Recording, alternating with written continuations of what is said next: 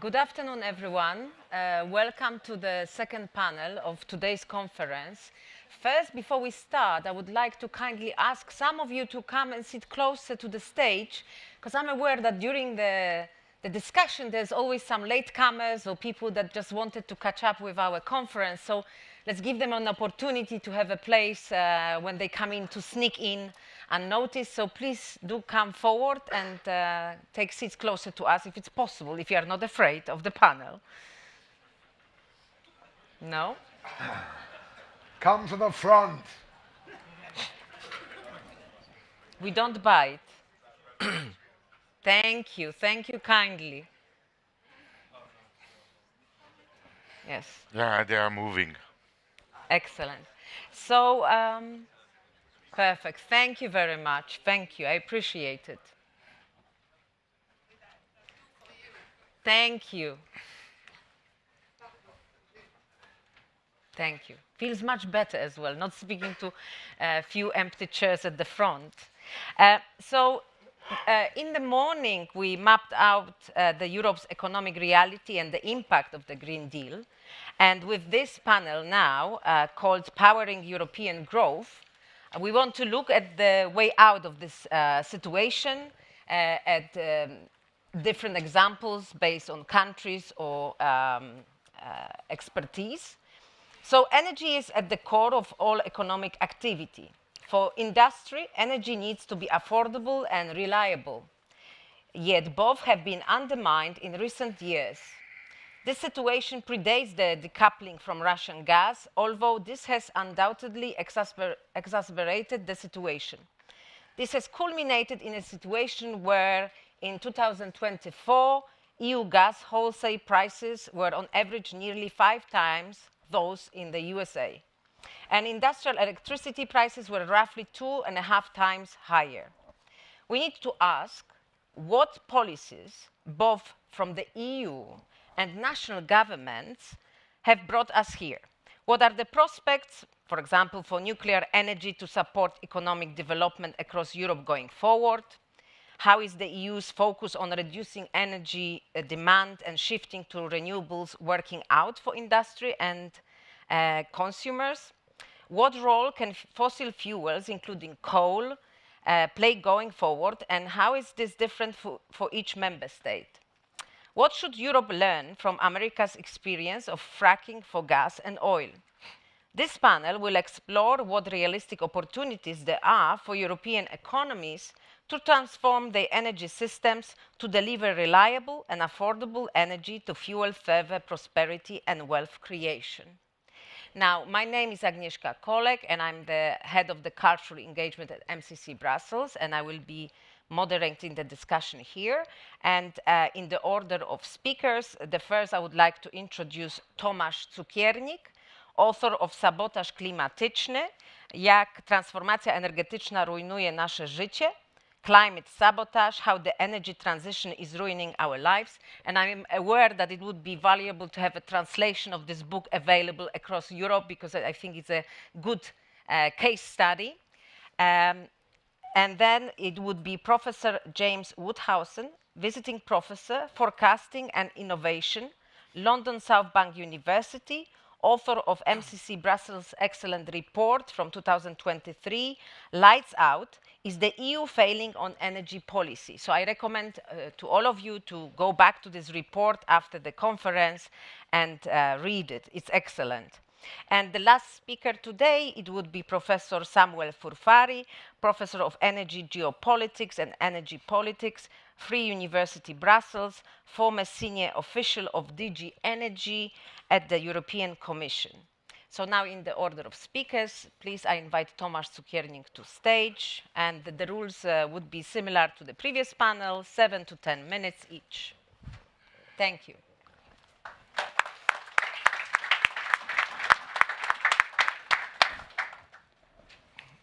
Ladies and gentlemen, I am from Poland, and I will explain the situation of energy sector, fossil coal energy sector in Poland.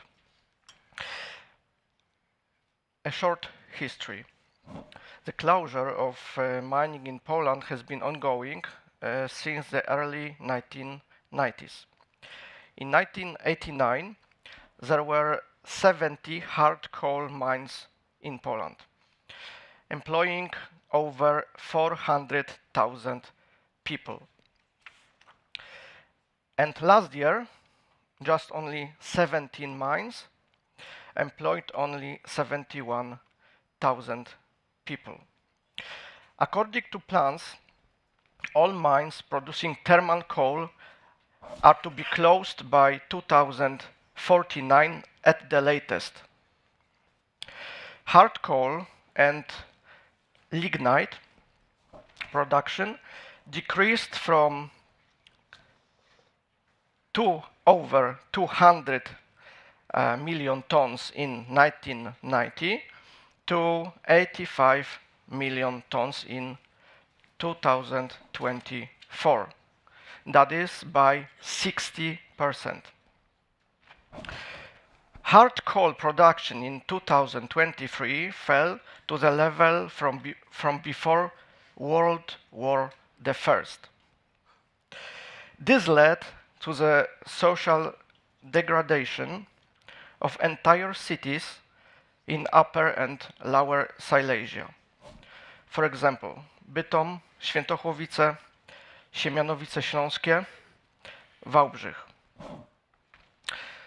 As a result of decreasing extraction, Poland is exporting less and less coal, while at the same time, to meet demand, it is importing more and more year by year.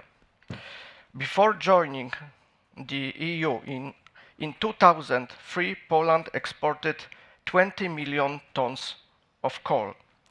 In 2023, it was 4 million tons. At the same time, import increased from 2.5 million tons to 17 million tons. Mines that have remained rich hard coal resources are being closed down. For example, Morcinek, Siersza, Dębieńsko-Makoszowy, Krupiński, and many others. The state's actions towards the Krupiński mine were particularly outrageous. The mine shafts were filled in and the above-ground facilities were destroyed, despite the fact that over 800 million tons of high-quality coal remained in the deposit. Private Polish and German investors were interested in taking over the mine. Politicians preferred to waste over 200 million euro to liquidate Krupiński mine. The decision was made, among other things, due to inability to finance an investment of approximately 50 million euro. Polish mining does not need liquidation because it could still supply coal for many decades.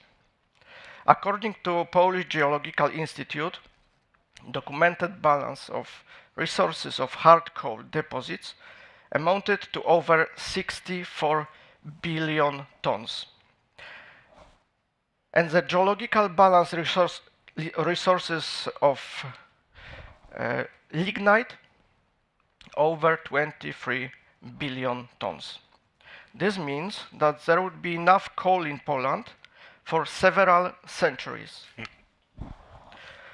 Brussels ordered Poland to eliminate mining and coal energy, and obedient Polish authorities are doing so. In 1990, coal supplied almost 100% of electricity and system heating in Poland. Currently, over 60% of electricity and system heating is generated from coal. Thanks to this, Poland is still largely both energy sovereign, because it does not have to import coal in a large scale, and energy secure, because coal continuously provides stable energy. In addition, it is the cheapest energy. If we get rid of coal, we will cease to be energy sovereign. Gas, uranium will have to be imported, as well as electricity and technology itself. And we will cease to be energy secure, because renewable energy sources do not produce energy when there is demand, but only when the wind blows or the sun shines. The problem is balancing. The amount of electricity needed at a given moment must be produced at a given moment. This results from the law of physics, and even EU subsidies will not change it. For this reason, situations very often occur when over 90% of electricity is generated from coal.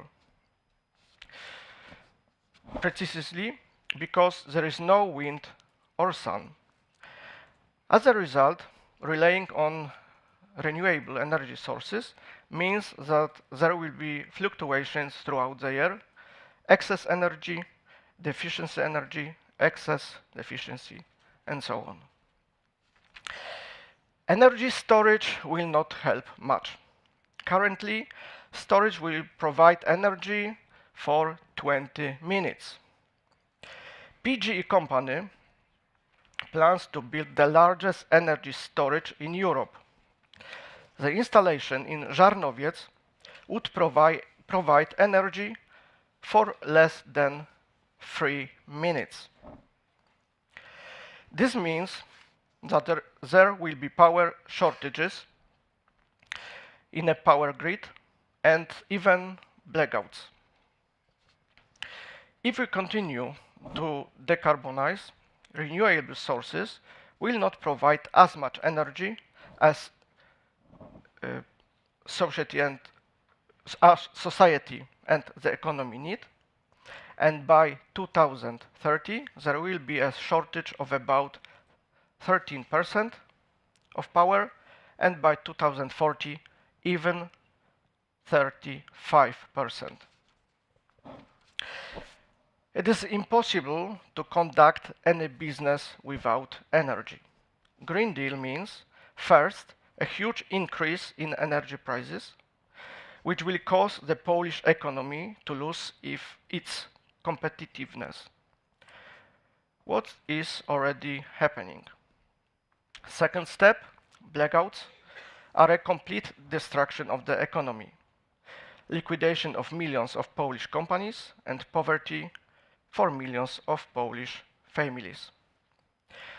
This will bring also loss of military security, because there will be no money for the army, soldiers, and weapons. Is this what Brussels wants? Therefore, the solution for Poland, if you want to have cheap and stable electricity and heat, is coal, a raw material that we have available in a huge quantities. Of course, Polish energy system is not perfect. It needs to be deregulated, privatized, and so on. But Brussels demands an energy revolution. Why we need evolution? And this is happening. Since 2008, 7 very modern coal-fired units have been built in Poland, meeting the highest BAT and other EU environmental standards. These units produce 50% more energy with the same amount of coal and the same CO2 emissions. And now, the work of these units is blocked by the fact that wind turbines and photovoltaic panels have priority in access to the power grid.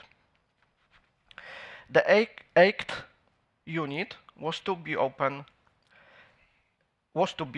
Ostrołęka C unit, but its half-advanced construction was suspended. Over €1 billion was wasted. New coal-fired units are not being built. The liquidation of old coal-fired units is starting, which are only partially replaced by new gas-fired units, to which gas, however, has to be mostly imported. Continuing the replacement of old coal-fired units with modern ones would be much cheaper than the billions spent on renewable sources that cannot produce energy when we need it. China extracts 55 times more coal than Poland. And Chinese coal-fired power plants emit 33 times more CO2 than Polish coal-fired power plants. But it was Poland that agreed to save the climate, not China. In addition, investment in coal-fired power generation in the world are growing, for example, in China or in India. That is why Poland must stop implementing the Green Deal as soon as possible and apologize to coal. Poland's energy sovereignty and energy security can only be built against EU policy. Thank you.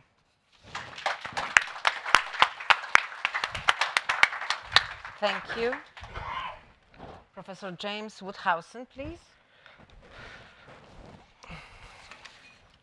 Well, I want to congratulate Thomas for what he just said.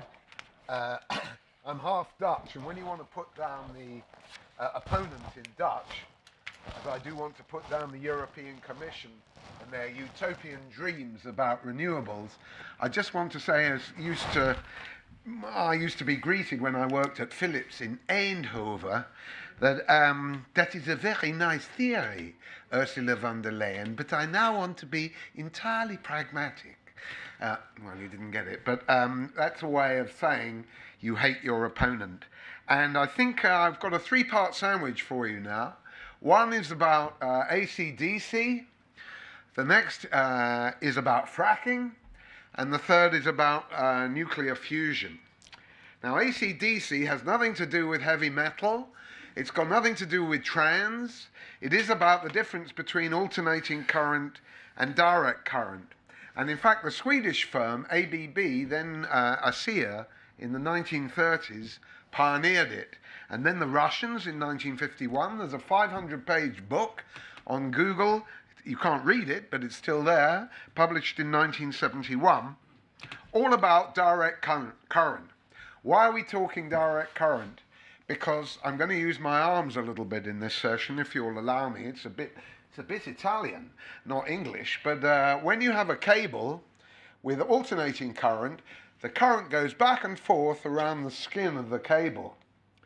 When you have direct current, it goes right through the whole volume of the cable and is therefore much more efficient. Far fewer transmission losses. Really good for long submarine cables, like the ones always sabotaged by the Russians.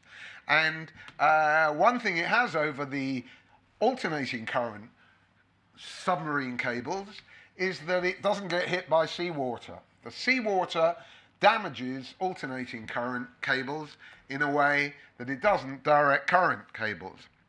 Now, Europe has very few of them, really. They're around Britain, DC cables.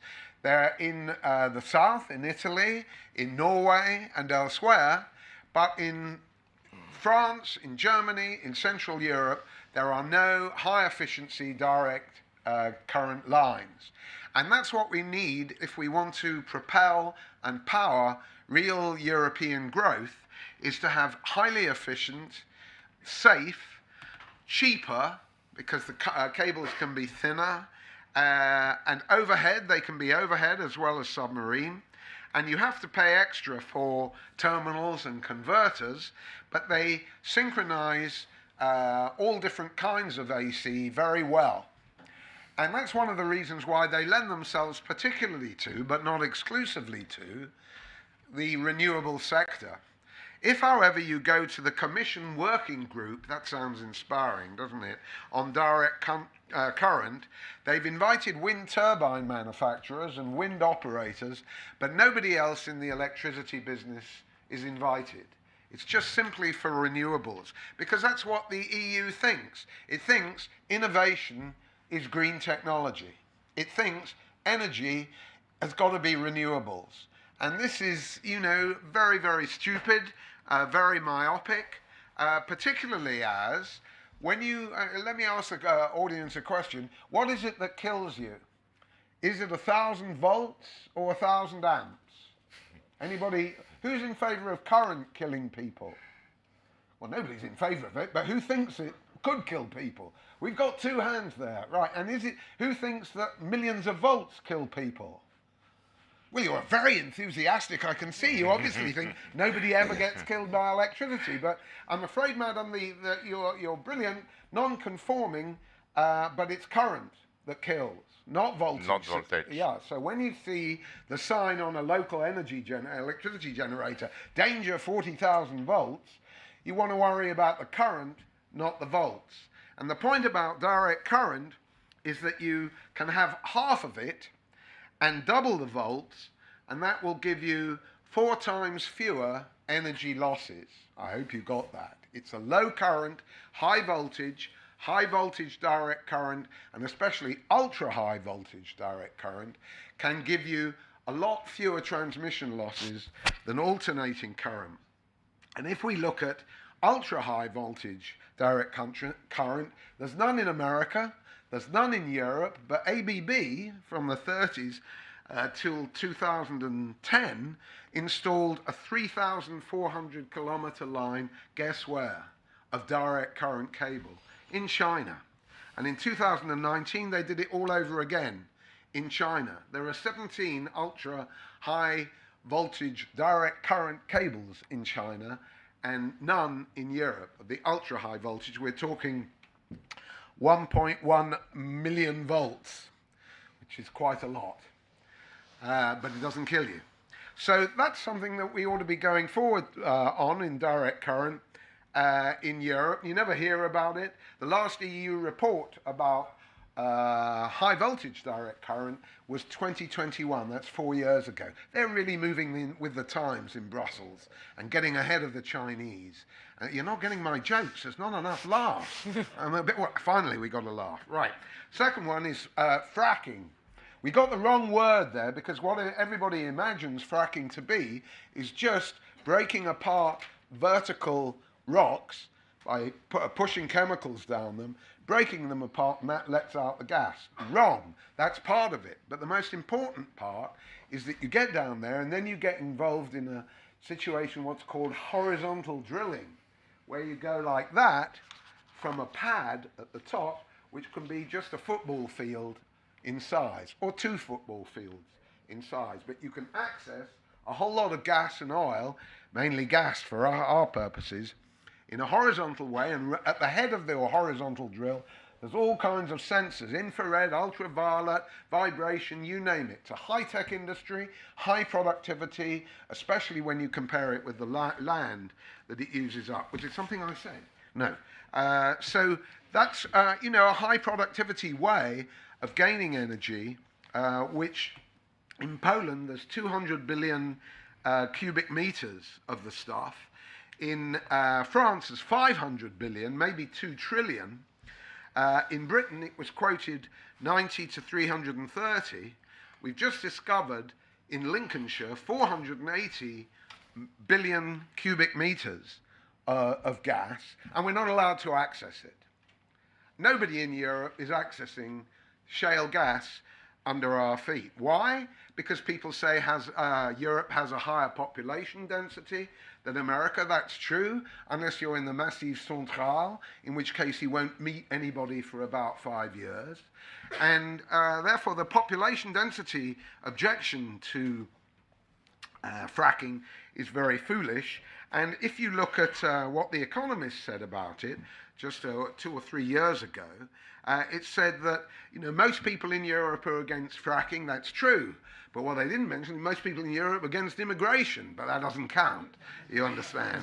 And then it said, well, look, Europe's got no base in industry to go drilling or making pipelines in Europe for fracking. Well, call me old-fashioned, but I thought there was a thing called Total Energies just around the corner. I thought there was a little company called Shell and BP and so on. No experience in drilling or anything like that. And then the final brilliant piece from our woke friends on The Economist is that fracking might be good for Europe, but not on its own.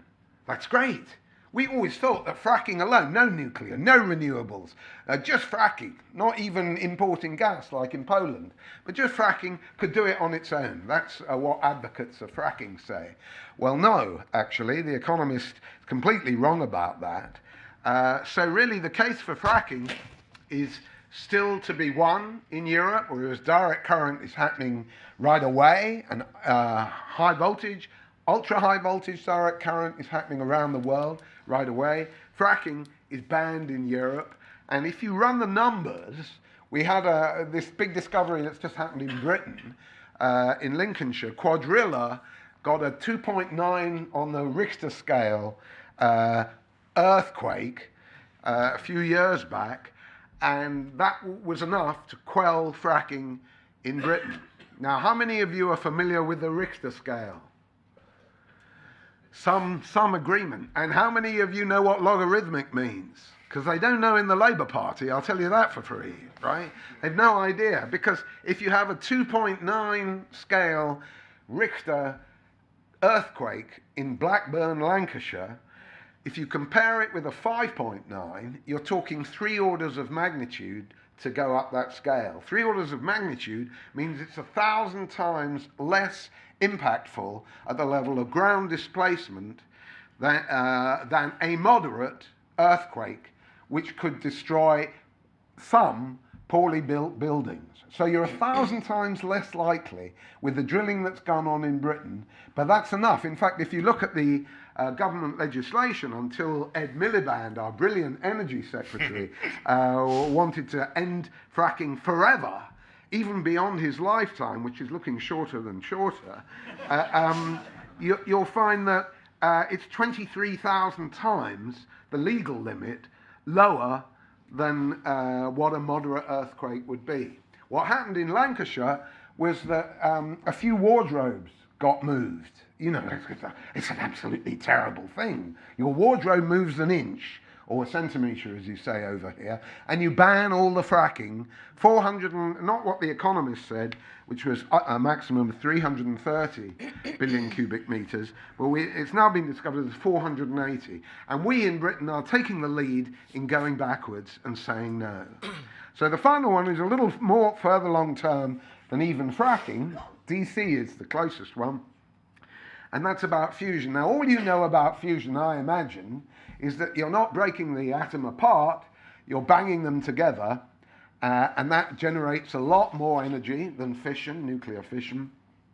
And it also is an entirely clean, genuinely clean process, because what happens is all the byproducts, which is neutrons and hydrogen, are absorbed into other energy-making and chemical systems. And the big project in Europe is called ITER.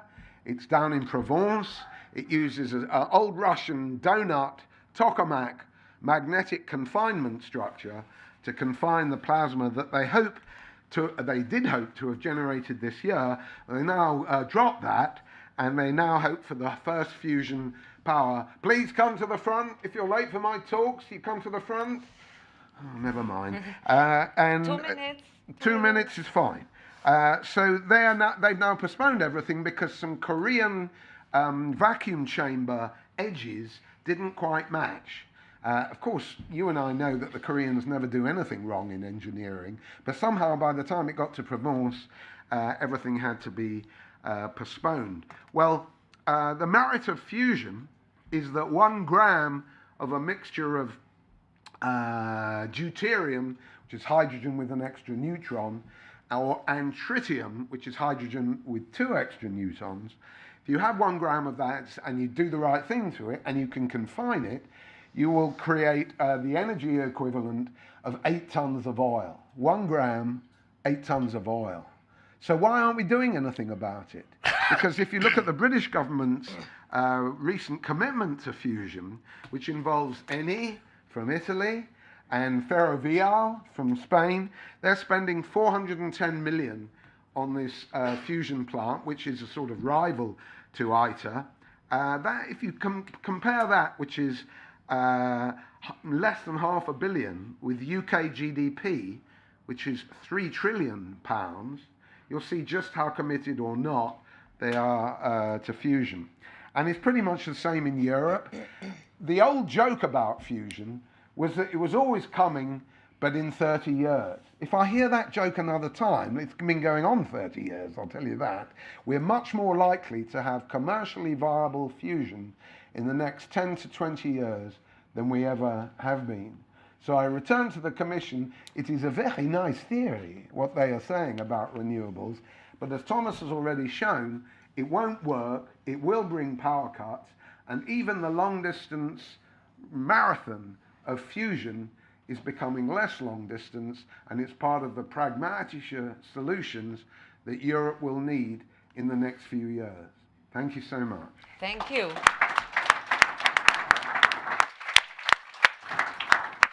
Professor Furfari, please. Thank you for the invitation. Agnieszka, stop me when it's time to stop, because otherwise I can speak too much. Thank you. Energy is work.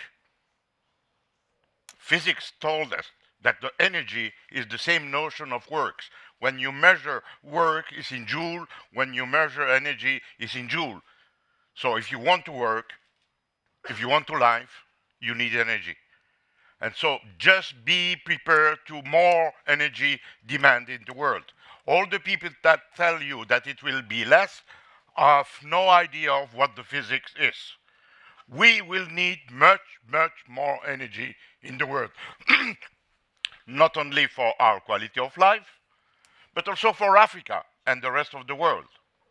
So we should be prepared to deliver much more energy.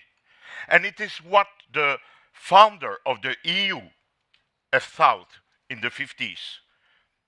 In 1955, in Messina, in Sicily, they met and they say, what are we going to do now? And they say, we need energy. And not energy, we need cheap and abundant energy. This is the resolution of Messina, cheap and abundant energy. And the EU has worked on that until 2016. Why 2016? Because in December 2015, they agreed the Paris Agreement. And they decide, stop everything. We need to save the planet. And so the EU changed completely its story based on cheap and abundant energy to expensive and restricted energy. And we have what we have said this morning, a total disaster. Can we change that? Yes, we can change that. But we need to go back to what was our future in the past. In 2000, arrived in Brussels Mrs. Loyola de Palacio as Vice President of the European Commission in charge of energy and transport. And she said, we want to prepare the security of supply of the EU. Because if we do not have energy, we collapse.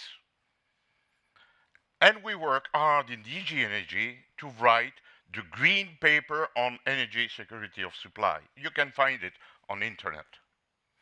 And at that time, I was in charge of communication. And so I repeated like a parrot the strategy of the Green Deal. Not the Green Deal, the Green Paper. Not the same thing, not at all. Three things: diversify the energy sources. That means that we need everything, including coal, including nuclear. Diversify the country of supply. Not depend too much on the Arab countries for oil. Not depend too much on Russia for gas. And if you depend on one country, diversify the way to transport this energy. In other words, if you want to import gas from Russia, not everything should pass by Ukraine. What have we done? No more coal, no more nuclear. So we dropped the first strategy of the Green Paper. We relied too much on Russian gas. We dropped the second point of the strategy. And we rely on a pipe. You are surprised that we make stupid thing? Commission was not stupid in the past. It's because of climate change that we become intelligent. Before we were stupid. Isn't it? It's the reverse. We were clever, we knew what to do to secure our energy supply, and now we are afraid of everything. The main problem is also to confuse molecule and bits. We are accustomed with bits today that we change rapidly. An iPhone in 2 years is dépassé. It's not the same with molecule. And energy are molecule, or a little bit of electricity, electron. And you cannot manipulate the molecule. Take the example of hydrogen. Commission certainly have invented the strategy for hydrogen. You know who have developed this strategy for hydrogen? John Haldane in Cambridge in February 1923, 102 years ago. He was saying, we will lack coal. It's always the same story. We will lack coal, and therefore with windmill we will make electricity and produce hydrogen. The Nazis have tried to do that also because they need energy. In 1960, the Commission started to work on that. For a different reason, I have no time to explain that. I wrote a book on that. And then suddenly, Mrs. von der Leyen said, we are going to do everything with hydrogen. It's really stupid. To produce 1 mole, or 1 gram of 1 kilo as you want, chemistry is 1 mole of hydrogen, to produce it from water, like Mrs. von der Leyen would like, you need 7 times more energy than to produce it from natural gas.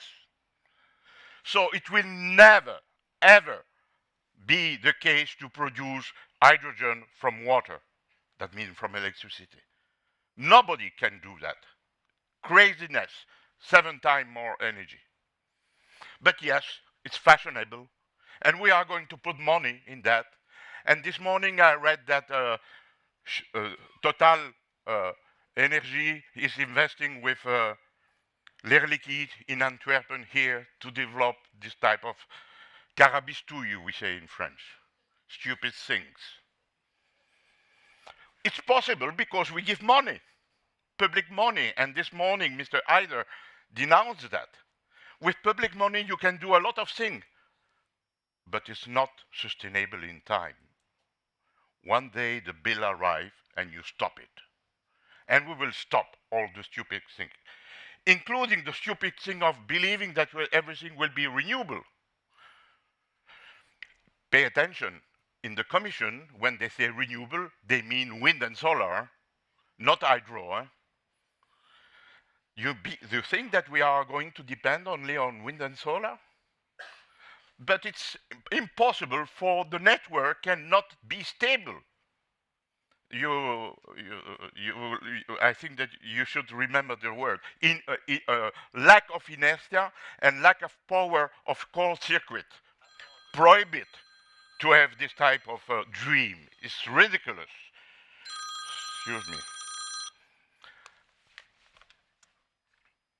Furthermore,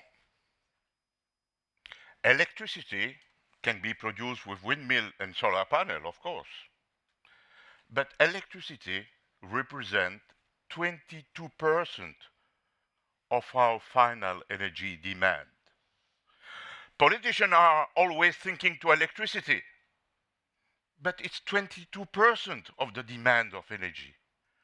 What are you going to do with the 78% of the remaining? For the remaining, I'm sorry, we need flames. Flames. And flames are produced with fossil fuel. And that's why the solution for the EU is to stop to say that we do not want fossil fuel. Saying that you don't want fossil fuel means that you don't want flames. That means that you drop 78% of your energy demand. 1 minute. Mr. Trump have not made an energy revolution. Not at all. He has made an energy communication revolution. Because everything he is saying was in place, including the fracking. It's Mr. George Michael and Chris Wright which have developed the fracking to produce shale oil and shale gas, which have changed completely the geopolitics of the world. Mrs. von der Leyen, in arriving in Brussels 6 years ago, said, "My commission will be geopolitic." You see the disaster of the geopolitics of the EU? We are wrong in many, many aspects. I wrote a book. It's available in French, Italian, and English. Because we are doing a lot of mistakes. Lie, indeed, the title of the book is Energy Lies. And it's time to come back to common sense. I have other thing to say, but time is finished. Thank you very much.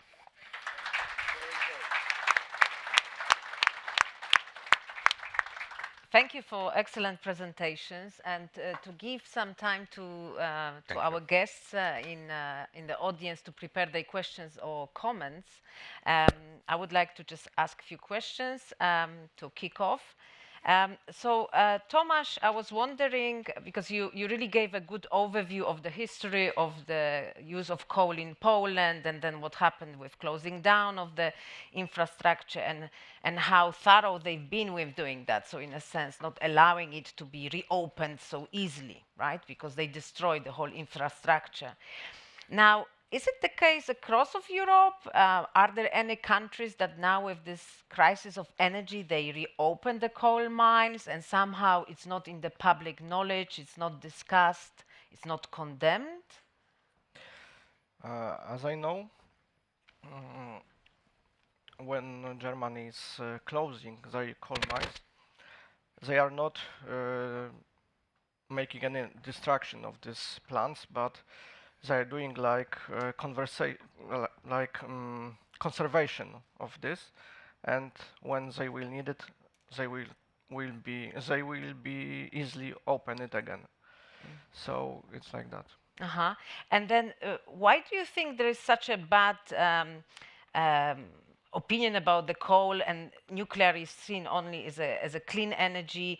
Is it the case, or actually it's a bit more complex picture? Between the use of coal for the energy source and nuclear power?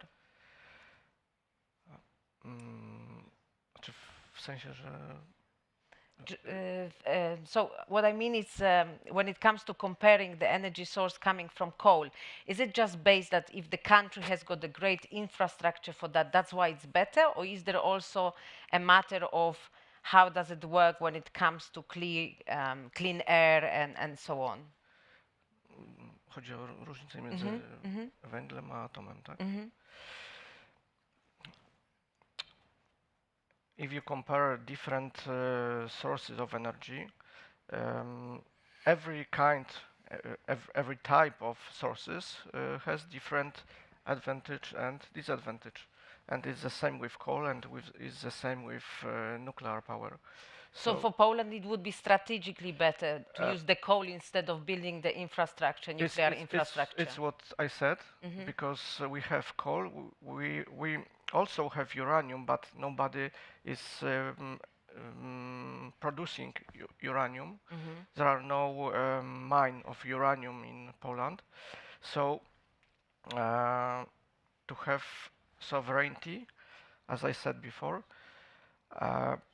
we can use coal only, because we also have gas, but not enough quantity of gas to use it. So only coal give us sovereignty. Yes, thank you. And James, I was thinking that listening to the presentations, I'm aware that there are different solutions that we have on the table. So it's not like we have no solutions and we just lost. How can we put these solutions into practice, knowing that there is this ideology that it's almost paralyzing the system, that it's above us, with this kind of semi-religious cult of climate change and the planet is burning and so on. But what I'm interested from your perspective is that knowing how different energy sources we can have and that it should be diversified and independent as much as possible, we have different situations in different European countries, but at the same time, we should also work together to make it more efficient and to move forward. So could you comment on that? Well, that's an easy one. The important thing that we need to remember is that Europe has forgotten the romance of science, the romance of physics, the romance of technology. And the only technology it regards as viable, as I said, is renewables or artificial intelligence, about which Macron in particular, like Keir Starmer, knows nothing. So we have to rehabilitate laboratories, prototypes, experiments that go wrong, the great undiscovered enormous expanse of science that has still to be found in front of us. And that's something that we have to do in the face of growing irrationality in Europe, where a man can be a woman can be a man. It's a big problem for us.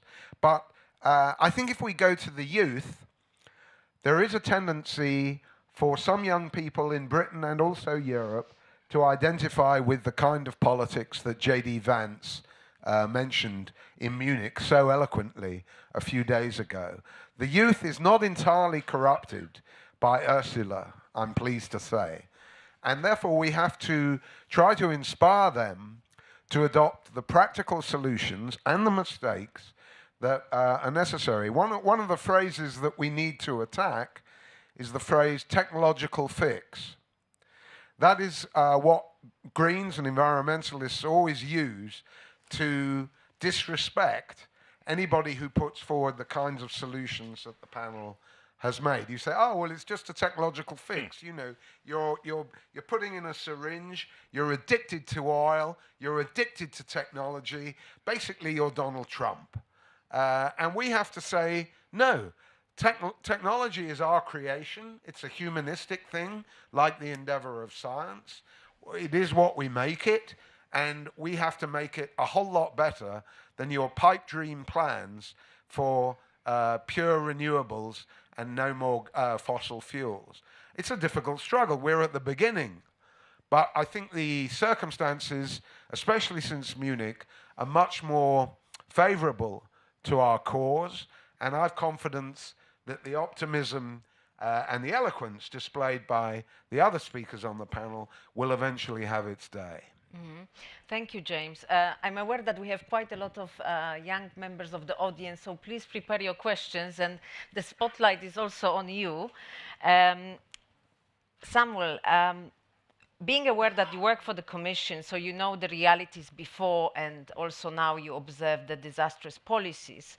And with the information from the recent report from MCC Brussels on the NGOs sponsored by the Commission pushing this propaganda, what can we do to inform the public? How can we actually fight with that to make people make informed choices, and being aware how difficult it is to turn around this slow bureaucratic machine, apart from the fact that they would resist?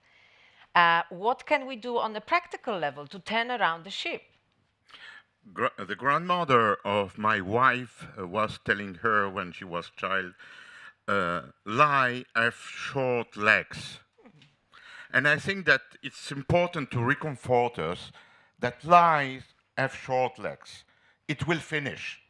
You know, when we have the reality in front of us, that we promise that everything will be wonderful with the Green Deal, and we see the reality this morning, how disastrous it is. Of course, we cannot continue like that. Maybe it will take time, but it will collapse. And the problem is the shorter the time to collapse, the better, because the rest of the world is running. With big legs, they are running. They are running, excuse me, but they are running to fossil fuel. It's incredible. The quantity of fossil fuel investment everywhere. I don't think that you will see that. This is the increase of coal production in Indonesia. Who is talking about Indonesia? The first country producing coal in the world, the first coal exporter, with China main client. And they produce 51% of nickel, a basic element. Of course they will need coal. And this is shocking for me. I'm teaching geopolitics, so it's my business to see what is going on in the world. And we are just believing here in Brussels that everything is wind and solar. I think that it's important that we come back to Agnieszka, to what you say. We should raise awareness. People should know that the world is not the EU. We are not more the belly button of the world. It's finished. There is a little bit of arrogance that even if they're not doing it, once they see how well we're doing it, they're going to follow because we are so well, you know, educated and moral and so on. So I think this element has to be brought into the picture as well. And this morning, Mr. Nicolas was saying that Chinese are working on energy transition. Even USA is working on energy transition. What a smile. It's exactly the reverse. They are abandoning that. And of course, China is installing a lot of solar panel, of course.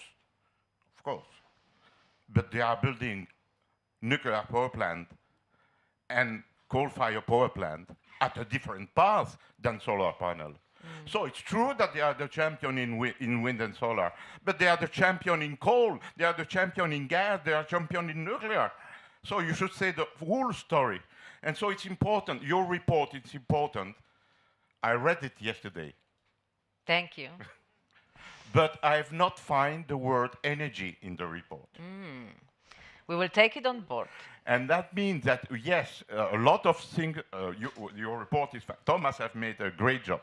But it's important to look much more at what happens in energy, because there is a lot of money disappearing there. Too much money disappearing. For people which my colleague Massimo was telling me, for people which are producing nothing. All the people which are taking the money, NGO and so on, they are producing just words.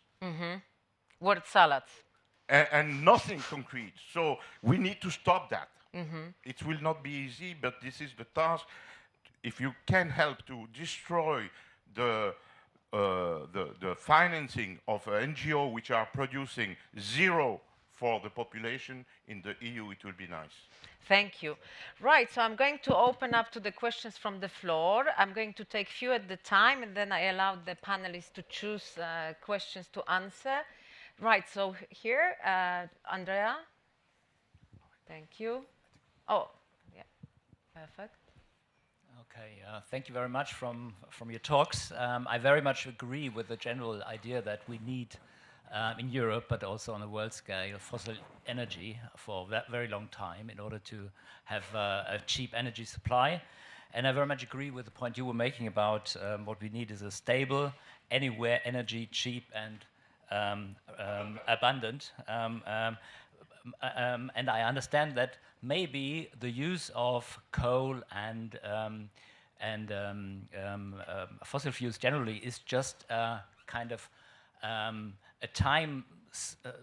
We only need this for a certain time in the future, because maybe, as James was alluding to, maybe in, I don't know, 50 years, 100 years, 150 years, we're not just having nuclear fusion, but we can actually use it at a very cheap level as well, and create abundant energy with that. So, as I say, the question arises to me is, if we say we use a lot of fossil energy, and I think that's fine, what are the strategies in terms of climate change? How would you argue? That's the question for the whole panel. Because I would say maybe we could also argue that the cheap energy we need to have needs also to be as green as possible, if you like, so that we kind of do something about climate change. So I do not think that climate neutrality is a good idea, but I think that humankind should be able to control the climate change and control nature. I think generally that should be the idea. And what would be the kind of your take on using the cheap energy in the next, I don't know, 50, 100 years on a world scale, which is absolutely necessary, and we need to do that. And how do we, on the other side, sort of deal with the question many people have in their head, deal with climate change? What else is your strategy, and how can you kind of justify to use fossil energy in that scale you're proposing? Thank you. Right, the lady here, Richard. Hello, I'm speaking from a citizen viewpoint, and I speak to 8 to 10 people, and I speak to a lot of people within, within Europe.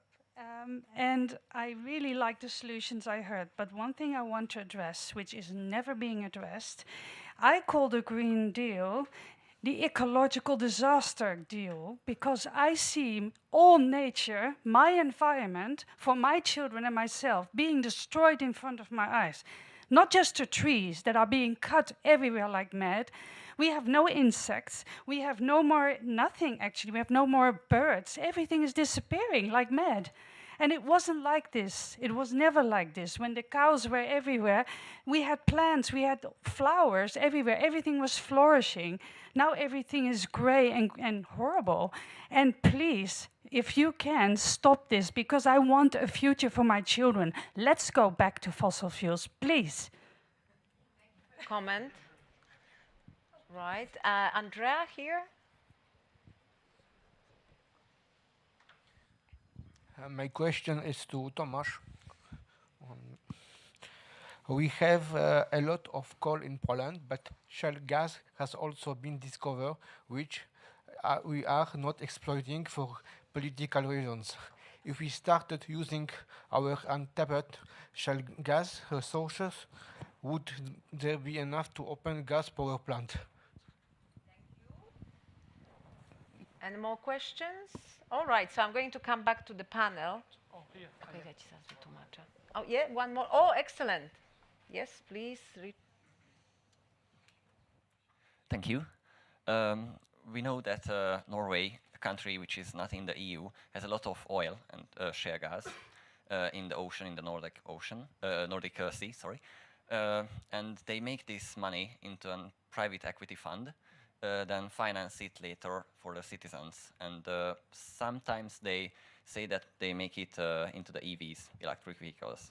Can Europe make something similar, that in the Netherlands there are still gas fields and extract it and make it into a pretty big private equity fund and channel it back into the economy. Thank you. Yeah. First question. Mm-hmm. When I told you that I've not been able to say everything. And one thing that I dropped was the future of nuclear energy. We have a treaty in the EU since 1957, Euratom Treaty. And the Article 1 of the treaty clearly say that the Commission, the EU, at that time it was the community, should develop the nuclear energy for the sake of the quality of life of population. Not because of climate change, but for the population, because we need cheap and abundant energy. The problem is that Germany have killed, in practice, the Euratom Treaty. And the other countries have followed Germany as always. Now it looks that we are coming back a little bit on nuclear energy. But it's clear that if you want to reduce the CO2 emissions, there is no other way than to develop massively nuclear energy. And not only with the present technology, and you are right, we should develop new technologies, like Generation 4, like the molten salt reactor, like helium reactor, like SMR, like fusion, of course. So there is a lot of potential. We are only at the beginning of the era of nuclear energy. So you should not be afraid of the limitation of energy. Second thing, in 2014, IEA published a report, the Outlook, you know, they publish every year a document, Energy Outlook. The title of the Outlook there, but it was before the climate change obligation of the Paris Agreement, say, the golden age of gas. And they were saying that there is more than 220 years of gas reserves. But it's even more than that, because all gas and oil fields in the world that have been exploited or are exploited today, underground, 3 kilometers down, there is a lot of shale oil and shale gas. So don't be afraid, there is shale oil and shale gas for the next 2 centuries. Of course, I'm not saying that we can use, but do not use the limitation of resources. The limitation is the brain of the scientist, because the resources are there. We can exploit that with innovation and technology. On climate, but you should not come to us to say that we should do something. Go to Indonesia. Go to Indonesia and tell them, please don't produce CO2. But we are not the producer of CO2. Thank you. Norway, Norway have won to the jackpot of the geology. They have oil, they have gas, they have hydro, they have everything, very little population. So it's never a good example to say that we can learn something from Norway, sadly. Thank you, James. Would you like to pick any of the questions? Well, yes. There's no need for fossil fuels very much in France, because the one thing they got right in the post-war boom was to build a lot of nuclear reactors. And so the question that came up about, well, what do you, quite rightly, you're so in favor of fossil fuels, what do you say about CO2 and climate change? For some nations, that's less important than for others. Now, you could say, well, carbon capture and storage will take away the carbon dioxide emissions and we'll bury them in holes in the North Sea. The problem with that is it will raise prices a great deal for gas and coal-fired plants. So carbon capture and storage, which hasn't been really achieved anywhere much in the world, doesn't mean we should rule it out, because all sorts of things are not achieved yet in the world. But at the same time, we need to be alive to the expense. By contrast, fossil fuels are very cheap compared with renewables. They're reliable. They are even cheaper the nuclear a lot of the time at the moment. And if we want to industrialize or reindustrialize Europe, especially Germany, which has given up on it, and Britain, which follows Poland, not just in curtailing coal plants, but in destroying them, which is what we've done in Britain. That's progress under Ed Miliband, folks, in Britain. You go around destroying industry like they do in Poland.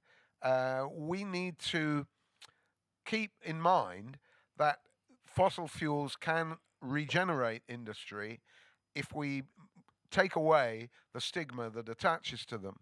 Now, the lady here who talked about the destruction of the natural environment and so on, I think you're exaggerating that we have no insects. I think there are plenty in the Commission. But I take your point, because it's not true to say that Britain or Europe is being covered by solar panels. That's not true. But our solar panels are land-intensive way of getting hold of very useless energy. Yes, they do use a lot of land. By contrast with fracking, which I referred to, the pads at the top of fracking processes are the size of a football field or two. That doesn't take up a lot of land. So, they have different advantages and disadvantages, but generally speaking, nuclear and fossil fuels are much less land intensive, much less destructive of the environment than wind turbines. We do not have no birds. I spotted one in Britain last year. But we are having less birds because of wind turbines. There's no doubt of that. And you don't have to be a complete fan of animals all the time to say that, the loss of species, especially the irreversible loss of species, would be a great shame. And therefore, if you want to be at all ecological, you have to see both sides of the equation. What renewables mess up rather than just what they bring. By the way, can we be very careful with this phrase clean energy, right? Renewables are not clean. This is a Victorian, puritanical, disgracefully unscientific adjective, right? Because if one imagines that the cobalt that is used in wind turbines, which is now going out of fashion, also in batteries for cars.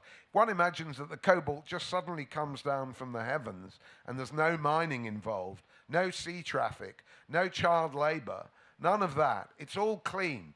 There's only 300 tons of concrete and 1,000 tons of steel in a wind turbine, but that's all clean too. It's for the birds, folks. Right? Well, clean energy is very dirty.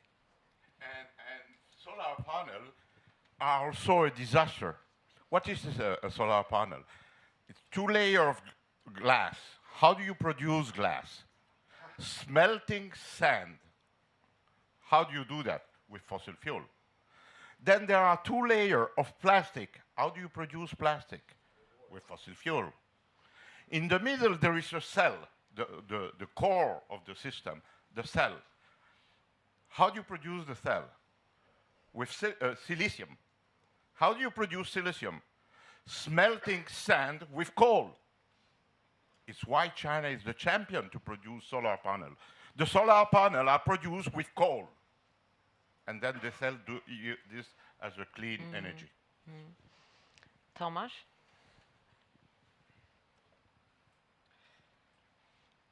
The problem with CO2,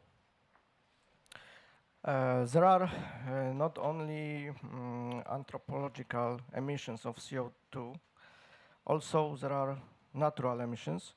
And natural emissions is about 97%.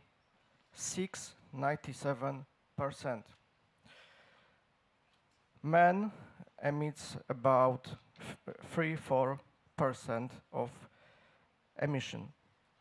It means that European Union emission of European Union is about 4/10%, means not even a half of percent. In Poland is about 400%. It means for this kind of emission, we have to destroy our economy. But there are also some scientifics that are saying that CO2 is not making global warming. I could recommend you a book of one German doctor, Stefan Uhling, who wrote a book, Climate Fraud. And this is just about it. About Green Deal. Yes, it's not green. Why it's not green? Because plants need CO2 to grow. Plants need CO2 for photosynthesis. Without CO2, there won't be photosynthesis. It means there won't be plants. If we have more CO2 in air, plants are growing faster. But European Commission doesn't tell you this. And about shale gas in Poland. A few years ago, there was a big information that we have very big resources, very big deposits of shale gas. But in very short time, it was said that it isn't true. What is it true? Nobody knows about shale gas. Thank you. So in a sense that it's a bit like they didn't want to explore the subject and they just kind of tried to cut people off from information and discussing it. As I know, there is nobody is doing this now. So nobody is exploring No. whether the true No. sources. Okay. Just a little word on that. The Economist 2 years ago did say there was 200 or so million, or is it billion cubic meters of shale gas in Poland. It's also said, and maybe they've revised that, but or people of the officialdom has revised that, but it's also true that it is said that they tried to drill for it and it wasn't economical as well. But certainly the main point is that there's a complete embargo on exploration. And right? discussing because fracking is bad, evil, the devil, therefore we can't find out more about the devil. That's the end of it. So when I'm talking, let's revive the romance of science, I really mean it. You know, it doesn't even have to be romantic. It just has to be science, that we are willing to explore the earth beneath our feet. I think there's an element that everything became more a question of morality than actually facts, and also having this kind of curiosity that, okay, maybe now it's too expensive to use it, but we should explore it, and when the time comes that there is new technology, we can use it because we know what we have. So everything is stopped with, yes, so everything is always stopped with this morality approach. It was the question of Anthony this morning about morality. But I would like to say something on fracking. Every 5 minutes, there is a drill with a fracking in the world. Every 5 minutes, a well is drilled and fracked. It's not new. It's not because of shale oil and shale gas we are fracking. We are fracking to produce oil and gas in the world. It's a very old technology. But they've been able to convince people that fracking is the devil, as you rightly say. And fracking is not the devil. And fracking is not creating pollution, as we have been told. Do you believe that in USA they are crazy and accept pollution just to produce gas for France? Come on. There is no, everything is under control in this technology. Thank you. Right, so last round of questions, and then with answers, if you just round up your points, please. Any questions from the floor? Gentleman here, and Tony at the back, Richard as well? Yeah, okay, so here the gentleman first. If you stand up, please. Thank you. Thank you. Yeah. Yeah. So the engineers and the scientists agree we need more fossil fuels, or at the very least differentiation, fine. On the other hand, we also know that propaganda works. And the last 10 years, 15 years, Europe for certain has been bombarded with a country propaganda machine. So what are the pieces of content that we need, rational or irrational, to convince Europeans of the contrary? And second, tied to that, this propaganda has been distributed by a whole complex of institutions, educational institutions, cultural institutions, NGOs, media corporations, etc. This complex has made a political economy for itself on this. How big is this political economy? What are we up against? Any estimate in terms of number of people and money?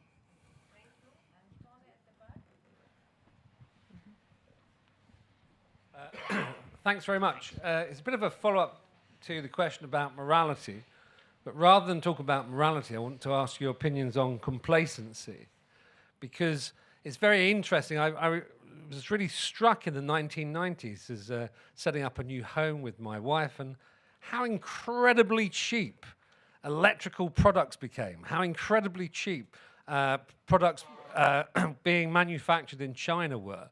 And I remember, like, a decade before, you could buy stuff from China and it was rubbish, okay? And then it became good and really, really dirt cheap, okay? And I thought at the time, I wonder if there's is this a Faustian bargain here? Is there something that we're giving away for this cheapness? And it seems to me that actually what we've given away is industry. That we celebrated becoming a post-industrial society and post-industrial economy. So it's almost like, well, do we really need this energy? And they can in China can dig all the coal they like, and they can pollute and stuff, and we don't need to do it anymore. So is part of the problem here that people actually don't really understand the need for energy if our economy is to be successful and productive? And I think it was Bill earlier this morning talking about not seeing people as consumers, but as producers. And do we need to find a way to re-motivate, re-excite people about the fundamental importance of industry if anyone's going to kick up a fuss? I mean, it is very, very striking how little fuss has been kicked up until recently about high energy prices. Richard? So we said that the global south, for the lack of a better word, is treated quite arrogantly by the European Union in regarding climate diplomacy. I would say that's almost a colonial attitude towards the global south, because what's evident with the Paris Climate Agreement that the global south, including China, India, and other huge nations, they have negotiated giant loopholes into the agreement, so it's not binding for them, not really binding for them.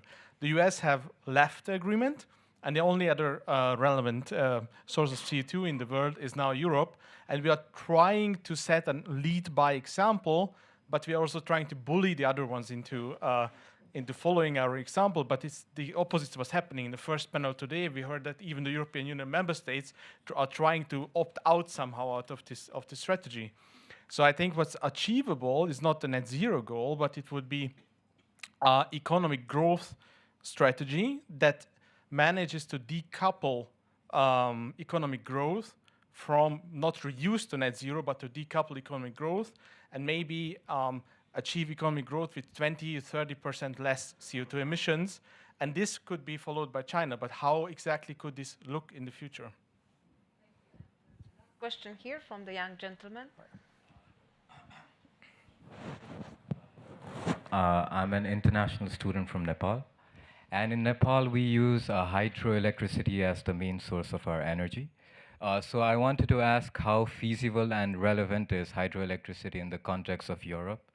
And is it actually a true alternative to the fossil fuels we use? Thank you. If you also just treat it as your final remarks for today's panel, I would be grateful. So, shall we start from you, Tomasz, and then we continue? The countries who are making this transformation, they have big problems. For example, Germany, who closed nuclear power station and built a lot of wind farms and solar farms.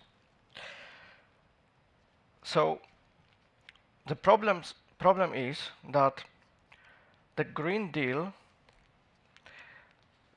is nothing more than some kind of central planning. In a panel before, there was one panelist from Austria, and he just said it.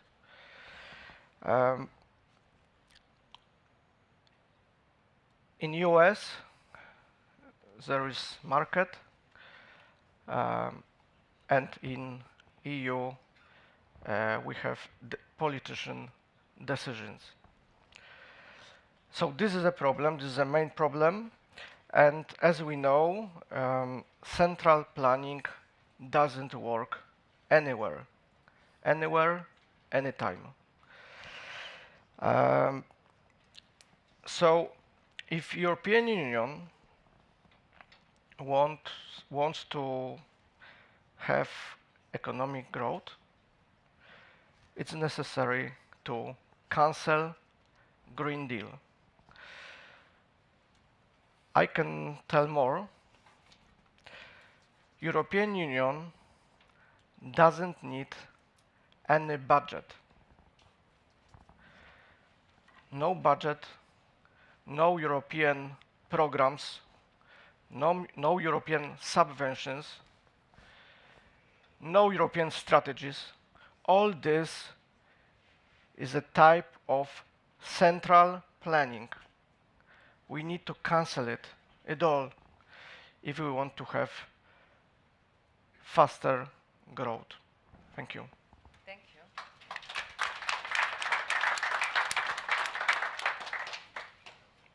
Well, I think we've got Mr. Millet here. The microphone for the recording. Well, just one thing I forgot is that if we continue with fossil fuels, we need to remember that biofuels, not American forests shipped across the Atlantic to Britain with wood chips, but serious biofuels which need not displace land for agriculture, would be a more carbon neutral way of still continuing with fossil fuels. So that's important, especially in cars, which is another discussion. So, there is plenty still to be done in what I've termed before a new carbon infrastructure. Carbon is not only 18% of human beings, it makes the world go round. An electric car is not an electric car, it's a plastic car. Let's remember that. And it's a textiles car. And that means it relies on carbon. And you never hear that from our green friends. Sir, you say, how do we convince people? I'm not quite with Samuel in hoping for power cuts, but I think power cuts are going to do a lot of convincing, and they are coming. Not immediately, not everywhere, not forever, but that, there will be a lot of problems. Already in South Africa, which is relatively advanced, you have what's called load shedding, a wonderful phrase from the African National Congress. It means no power, And once that starts happening, then it'll be easier to convince people. I think one thing that's come out of the session, Agnieszka, is that we need another report from another Thomas to do what you were suggesting, which is corruption in the energy ecosphere, right? In fact, I would wager that most of the corruption that's recently been exposed by MCC is to do with green NGOs. Right? It's the only game in town. It's the only legitimating factor that the Commission has. And do we know anything about it? Comparatively not. But we should do the next report that MCC, I'll write it if you like, with Sam, right, and Thomas, about the scale of corruption among our green friends. Finally, to Nepal, Europe is an imperialist country when it comes to hydroelectric dams in Africa. They always want to do it a different way. Even a green technology like hydroelectric dams is something they oppose for Africa because they do not want industrialization in Africa. Hydroelectric dams in Nepal, in India, in China, no matter how badly mismanaged, the mismanagement is quite separate from what a dam can do. Not every dam in every place is right, but hydroelectricity has a lot to offer. So does geothermal, along with biofuels. We shouldn't rule out any technique, and therefore well-endowed countries with rivers and streams, tidal streams I mean, are definitely worth thinking about. The complacency of Europe is rooted in its dependence on China for consumer goods, in its old dependence on Russia for gas, its dependence on America for defense, good luck with that, and its ruthless attitudes to Africa. We can be sure that all the money that has been promised, I think it was $300 billion at the last COP conference, every year from I think 2030, none of that's going to get to Africa. None of it's going to go there. And the stuff that does will be to say, please have a solar panel, solar light in your mud hut, but don't have a factory working from continuous power. Don't have atomic power. Don't have hydroelectric dams. Just have a little light in the jungle, and then you've got energy access. Thanks very much, Ursula.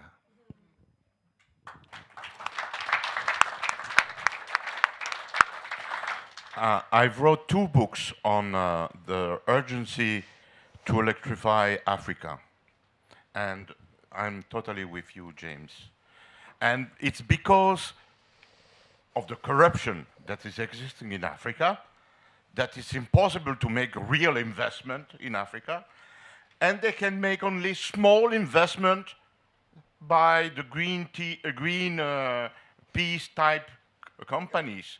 They do not have a lot of money, but they can put some panels and they believe that it will be sufficient. Of course not. If Africa and the rest of the world want to develop, they need cheap and abundant energy. And this is why I think that your question is, we should convince the Europeans that we have been able to change our way of life thanks to energy. My grandfather, in a village of Calabria, had a house, but no glasses in the window, no toilet, no electricity, no water. Everything has changed because we had cheap and abundant energy. And I believe that all the citizens of the world should have that. And I think it's time to say to the rich European, consider the other, or consider my grandfather or your grandfather way of life. Do you want to return to that? In life, if you don't admit that you have made a mistake, you never change. This is our behavior as humankind. A humankind have to admit, I was wrong, and then we change. If you continue to say, the other are wrong, then we will not change. It's time for the EU to say, we were wrong with the Green Deal, and if we change the name to Clean Deal, then you know that they changed the name, huh? They called it a Clean Deal now. but it's the same. Worse, she is preparing 90% reduction of CO2 in 2040. It's incredible. So I think that it's time to say we should have cheap and abundant energy for all the citizens, including in Europe. You know, there is so many people which are struggling to pay the electricity or the cars. Thank you. And one last word, because I do not want to be misunderstood. Of course, we need to protect the environment. It's not because I'm saying that we need to use fossil fuel that I'm saying that we should not protect the environment. It's a must. We need to protect the environment, avoid pollution. It's of course, and the EU before 2016 has worked a lot to avoid the pollution. Thank you. So big thank you. Big thank you to our guest speakers. Thank you. Amazing. Thank you everyone for taking part. I think now we're going to have a short coffee break, right, before the final panel. Thank you.